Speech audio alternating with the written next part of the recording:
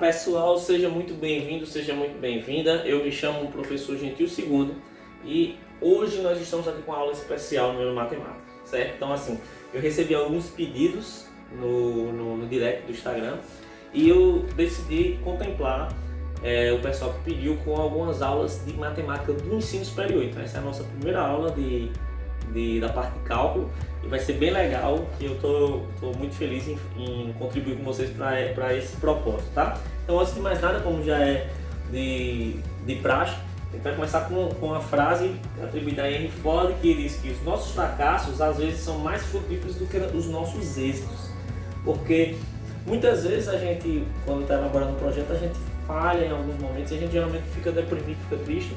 Só que na verdade, se a gente entender que essas falhas fizeram parte de um processo, que você extraiu o que não fazer, às vezes o que não fazer é muito importante, muito mais importante do que o que fazer, né? Então, fica aí de reflexão para vocês, tá bom? Então a aula de hoje vai ser limite de uma função. Eu gosto muito de cálculo e vai ser muito feliz aqui para mim eu dividir essa aula em duas partes. O que é limite de uma função e como calcular o limite dessa função. Essa definição aqui a gente vai usar a definição formal de limite, tá? Então, antes de continuar a aula, se você não está inscrito no nosso canal do YouTube, por favor, se inscreva, porque você ajuda o canal a crescer.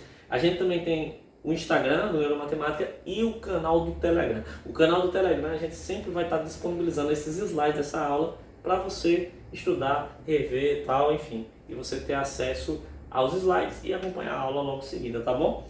Então, por favor, segue a gente lá. Primeiro, o que é o limite de uma função, né? Aqui você está passando dos limites, né? Um memezinho. Então, ó, vai parecer um trava-língua, mas não é. É o valor que a função tem, mas na verdade ela não tem, tá ligado? Então é o valor que ela chega próximo e para fins de simplificação diremos que a função tende ao valor, mas não chega, entendeu? Então o limite de uma função é justamente assim, é um valor que a função vai ter, certo? Que na verdade que a função não vai ter, certo? É um valor que ela vai tender a ele. Então assim, por exemplo, a gente vai dar alguns exemplos aqui na aula de hoje. Então imagina que eu tenho uma função que ela não chega ao valor deixa eu ver, ela não chega a um determinado valor, mas ela chega próximo a ele, tá? E aí essa proximidade a gente vai dizer que é o limite. Então a gente vai dizer, olha, quando o x, que é a variável independente, tende a um valor a minha função ela tende a um valor L, que eu chamo de limite, certo? Só para a gente entender. Então esse é o primeiro passo de cálculo e tem algumas maneiras de calcular esse limite. Só que na aula de hoje a gente vai calcular o limite pela definição, usando epsilons e deltas, que geralmente o pessoal tem muita dificuldade, né? Vamos fazer aqui para ver se fica claro, tá? Então vamos a algumas definições. Então, ó, a definição de limite utilizando epsilons e deltas geralmente confunde o estudante. O que queremos dizer matematicamente é isso aqui, ó. Limite, esse é o símbolo, é o L e M, tá? Você vai usar esse símbolo no limite. Quando x tende com a setinha a A dessa função, ela vale igual a L. Então essa é a definição matemática do limite, tá bom? Então, em outras palavras, o que é que eu quero dizer? Podemos dizer que deve existir um valor que chamaremos de epsilon, que a função f de x ficará próxima ao valor de L, mas não igual a L. Certo? Então lembra que eu disse que a função ela chegava próximo, mas não atingia esse valor? Então, por exemplo, eu digo isso aqui, olha para essa expressão aqui. Então o limite dessa função, quando x vai para um valor, é chegar nesse outro valor que é o L. Então quando eu pego o x e chego muito perto do A, o f de x chega muito perto do L. E se eu pego ele chega muito perto, mas não chega nele. Então se eu diminuo o f de x real pelo limite, ele vai dar um pedacinho pequenininho, que é a diferença entre o valor que ela chega e o valor que ela realmente tem. Então essa diferença ela tem que existir um epsilon que seja menor do que ele. Então essa é a definição, é uma condição, tá? Você tem o valor de uma função e tem o valor do limite, que é o valor próximo a ela. Então essa divisão, essa subtração, essa diferença aqui, ela vai dar um valorzinho que é justamente para a gente dizer que existe um epsilon, ou seja, existe uma diferençazinha que faz com que ela não chegue a ele, porque se a função realmente chegasse no valor de L, quando eu diminuir isso ia dar zero, porque o valor é igual. Mas como o valor é diferente, quer dizer que existe uma diferençazinha. E essa diferençazinha eu vou chamar de epsilon, vou dizer que existe um epsilon que essa diferença é menor do que ele. Bom? Do mesmo modo, nós diremos que isso acontecerá quando x estiver próximo de a. Então, e o que é que eu quero dizer com isso? X menos a é menor do que delta, e esse delta é maior que zero, ele existe, tá? O que é que eu quero dizer com isso? Na verdade, eu estou descrevendo, com a maneira de um rigor matemático mais profundo, essa expressão aqui. Então eu tenho uma função x, que ela não vai chegar no a, ou seja, se eu pegar o a e diminuir por x, tem que dar um númerozinho, não pode dar zero, certo? Para dizer que ela não chega nele. Então eu escrevo isso matematicamente desta maneira. Por que eu digo que é maior que zero? Porque esse valor existe. Porque se for igual a zero, ele não existe. Ele tem que ser maior que zero, é um valor existente.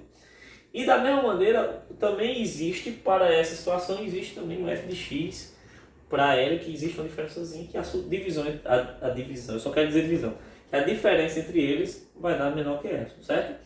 Então eu tenho f de x menos L, x menos a. F de x menos L ele tem que ser menor que epsilon, e o x menos a tem que ser menor que delta. Então existe esse delta e esse epsilon que satisfaz essa condição. E a nossa missão aqui é achar a relação entre epsilon e delta. Se existir a relação, não importa qual seja, então o limite está valendo. Então como é que calcula o limite? Então eu vou mandar a brasa de um jeito aqui, que vai ser super simples, que você vai entender o que é que eu quero dizer. Então, por exemplo, utilizaremos um processo de simplificação em um exemplo. Calcule o valor do limite da função. Então a função, eu botei essa aqui, tá? Quando x é igual a 3. Então veja só, se você substituir o x igual a 3, aqui em cima vai ficar 3, e embaixo vai ficar 3 menos 3, que dá 0. Então eu não posso dividir por 0.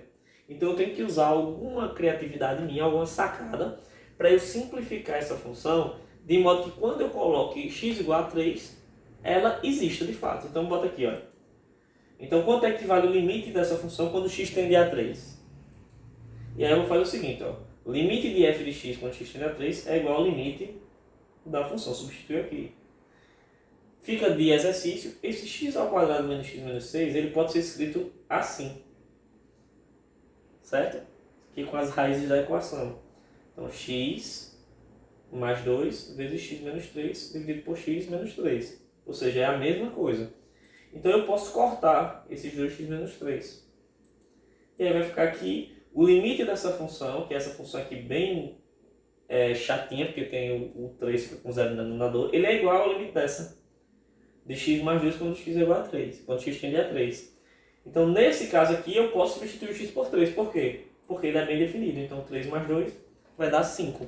Então o limite desta função aqui, quando x tende a 3, vale 5. Então isso é um método extremamente usual, extremamente conhecido e que resolve o problema, tá? Agora, muitos estudantes têm facilidade em calcular o limite assim, mas têm dificuldade em usar o epsilon e o delta. E aí a gente vai ver como é que a gente usa ele para provar que o limite realmente é esse, tá?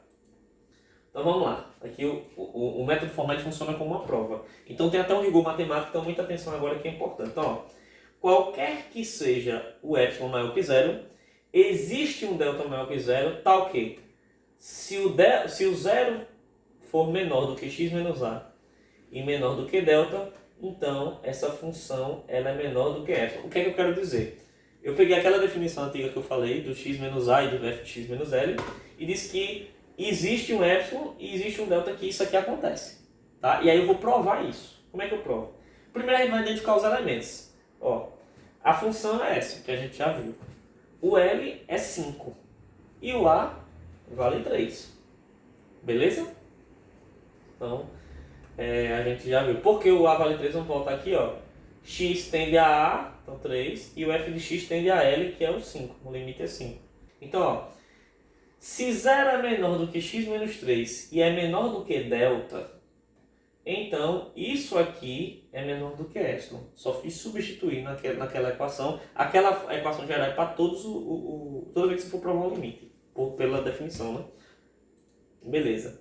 Após algumas manipulações algébricas vai ficar o quê? Isso aqui a gente já sabe que é x mais 5, mais 2, que a gente já fez. Então aqui vai ficar que x mais 2 menos 5 é menor do que epsilon. É esse pedaço aqui trabalhado, tá? Vai ficar que x menos 3 é menor do que epsilon. Por comparação, veja só, esse x menos 3 apareceu aqui também, ó, tá vendo? percebemos que o epsilon ele é igual ao delta, neste caso aqui, tá? Se ligou aí? Então, ó, vamos lá. Então vou substituir, a gente já percebeu que o epsilon é igual ao delta, e aí estou refazendo tudo de novo, aqui tudo tranquilo, identificando os elementos, continuando. Então eu tenho aqui o seguinte, olha só, eu tenho essa expressão que ela veio lá de trás, certo? Eu vou pegar a expressão aleatória, tá? E aí eu vou mexer nela como a gente já mexeu, então isso aqui vai dar x mais 2 menos 5, beleza? Que vai dar um módulo de x menos 3, que é justamente isso aqui se tornou esse cara aqui, x menos 3, beleza. Só que esse cara aqui, ele por coincidência, ele é menor do que delta, que por sua vez é igual a epsilon, beleza, massa. E aí eu faço o seguinte, ó, cadê? Logo, o que acontece? Esse cara aqui, ele é menor do que delta, só que como delta é igual a epsilon, que a gente já viu antes, esse cara aqui é menor do que epsilon. Se eu olhar esta expressão, ela se encaixa igual a esse aqui. Então, porque esse primeiro elemento é a função e esse segundo elemento é o limite. Então, está provado que o módulo de f de x menos l ele é menor do que epsilon, certo? É porque parece uma equação de vai e volta, na verdade. Só que o que acontece? Aqui eu tenho uma relação de comparação. Eu pego esse cara aqui e comparo com essa função aqui e percebo que é a mesma função. Beleza, massa. Percebo que esse 5 é o limite, massa, beleza. Só que quando eu pego isso aqui, eu pego aleatoriamente, eu pego ele para analisá-lo. E aí eu chego na conclusão que ele é menor do que delta, certo? É como se fosse a operação inversa, ao contrário da anterior.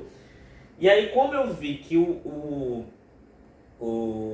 delta é igual a epsilon, então eu sei que x menos 3 é menor do que epsilon, que por sua vez o x menos 3 é igual a isso aqui.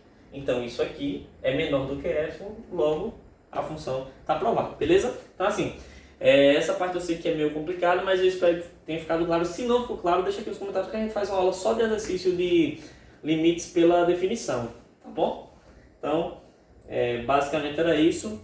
Qualquer dúvida, sugestões, críticas, comentários, coloca aqui embaixo e a gente vai tentar te responder, tá bom? Então, mais uma vez, peço para você se inscrever no nosso canal, ativar as notificações, compartilhar com os amigos e dar o like, tá bom? Obrigado, galera, até a próxima.